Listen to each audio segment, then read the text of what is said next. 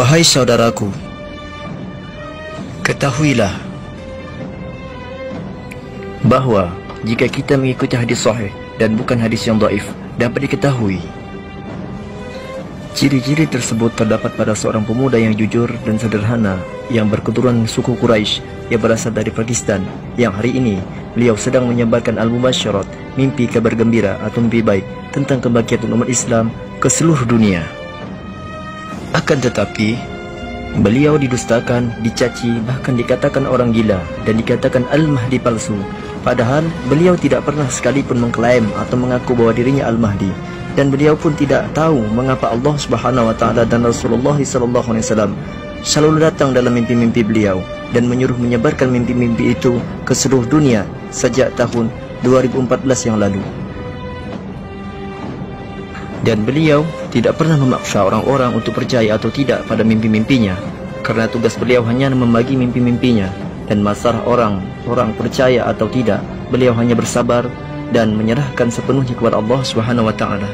Dan subhanallah, mimpi-mimpi beliau kini telah menjadi kenyataan satu demi satu, sebagaimana yang telah beliau lihat dalam mimpi-mimpi beliau. Nama beliau sama dengan nama Rasulullah sallallahu alaihi wasallam, yaitu Muhammad Qasim. Keterangan Rasulullah sallallahu alaihi wasallam juga biasa dipanggil Abul Qasim. Jadi nama beliau mirip dengan nama Rasulullah sallallahu alaihi wasallam, wallahu a'lam.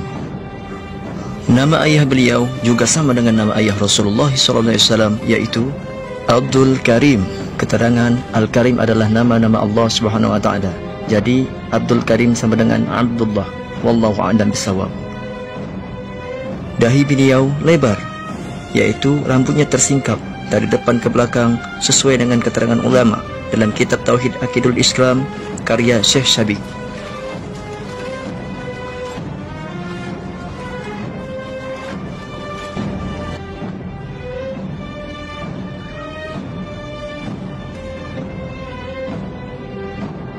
Dan hidung beliau mancung.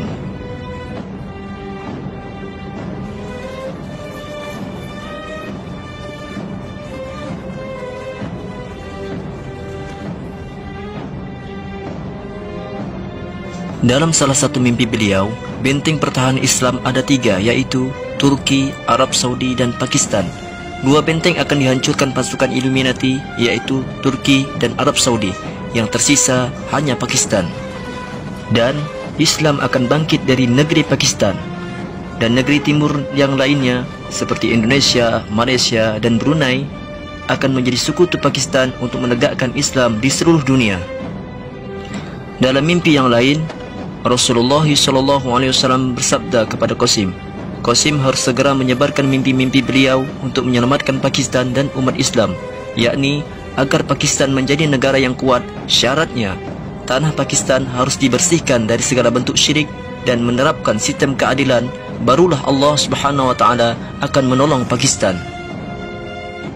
Dan begitu juga kepada seluruh umat Islam, agar mereka bisa keluar dari kegelapan, hendaknya mereka percaya akan mimpi-mimpi Muhammad Qasim dan berusaha meninggalkan segala bentuk kesyirikan yang ada pada zaman modern. Jika sudah demikian, barulah Allah Subhanahu wa taala akan membantu umat ini dengan rahmatnya.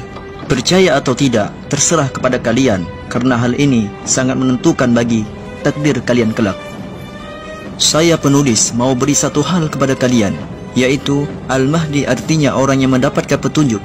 Dan ingat, wahyu tidak akan diturunkan kepada Al-Mahdi, sebab dalam sebuah hadis yang diriwayatkan Imam Al-Bukhari, yakni dari Abu Hurairah radhiyallahu anhu berkata, aku mendengar Rasulullah sallallahu alaihi wasallam bersabda, tidak tersisa daripada wahyu kecuali melainkan al-mubasyirat. Sahabat bertanya, apa al-mubasyirat? Rasulullah SAW bersabda, mimpi baik seorang muslim. Dan dalam hadis yang diriwayatkan oleh Imam Muslim dalam bab mimpi, yakni dari Abu Hurairah radhiyallahu anhu, bahwa Rasulullah SAW bersabda, apabila kiamat sudah dekat, jarang sekali mimpi seorang muslim tidak benar, dan mimpi yang paling benar adalah mimpi yang paling jujur perkataannya. Jadi, jikapun Al-Mahdi muncul, maka ia hanya akan mendapat petunjuk melalui al-mubasyirat, mimpi baik. Karena setelah Rasulullah SAW, wahyu tidak akan diturunkan lagi. Menurut penafsir hadis, yakni Ibnu Katsir rahmatullah alaih dalam kitab An-Niyahah fil Fitan wal Manahim, ketika beliau menafsirkan hadis dari Ali radhiyallahu an, Al-Mahdi akan diislah dalam satu malam, maka beliau mengatakan Al-Mahdi, Allah Subhanahu wa taala akan menerima taubatnya, memberi bimbingan serta memberi taufik kepadanya, padahal sebelumnya tidak demikian. Dalam arti Al-Mahdi adalah orang muslim biasa, keturunan Rasulullah SAW, dahinya lebar, hidungnya mancung, namanya sama dengan nama Rasulullah SAW, dan nama ayahnya sama dengan nama ayah Rasulullah SAW. Dan sekarang sudah kita ketahui bahwa Muhammad Qasim adalah keturunan suku Quraisy dan ada hubungan dengan keturunan Rasulullah SAW. Dan beliau selalu berusaha berkata jujur. Beliau mendapat petunjuk melalui mimpi baik serta kabar gembira untuk umat ini, Al-Mubasyirat. Dahi beliau lebar, hidung beliau mancung, nama beliau sama dengan nama Rasulullah SAW. Nama ayahnya juga mirip dengan nama ayah Rasulullah SAW. Dan beliau diperintahkan Allah Subhanahu wa taala dan Rasulullah SAW untuk menyebarkan mimpi-mimpinya agar Pakistan dan umat Islam seluruhnya meninggalkan segala bentuk syirik dan bersama-sama membangun sistem keadilan bermula dari Pakistan hingga ke seluruh dunia dengan rahmat dan pertolongan Allah Subhanahu wa taala. Dalam sebuah hadis yang diriwayatkan oleh Imam Muslim, yakni dari Abu Hurairah radhiyallahu an, bahwa Rasulullah SAW bersabda, barang siapa melihat aku di dalam tidurnya, maka dia benar-benar telah melihat aku, karena syaitan tidak bisa menyerupai aku. Wahai saudaraku, sampai kapankah kalian akan tetap mendustakan Muhammad Qasim? Padahal keterangan-keterangan telah jelas datang kepada kalian, dan mimpi-mimpi itu juga sudah mulai terjadi satu demi satu. Dan apalah salahnya jika kita mempercayai beliau, karena apa yang beliau seru kepada kita adalah seruan untuk mentauhidkan Allah Subhanahu wa taala dan sebuah jalan keluar agar umat Islam keluar dari kegelapan dan kezaliman. Ingatlah, membuat persiapan adalah lebih baik daripada kita dihinakan oleh musuh-musuh kita. Pada 9 Oktober 2015, Muhammad Qasim mimpi bertemu Rasulullah SAW dan beliau bersabda, Qasim, sampaikan berita ini ke seluruh umat Islam. Siapapun yang berdiri bersamamu adalah seperti orang yang berdiri bersamaku. Siapa saja yang mendukungmu adalah seperti orang mendukungku, dan ia akan bersamaku di hari kiamat kelak.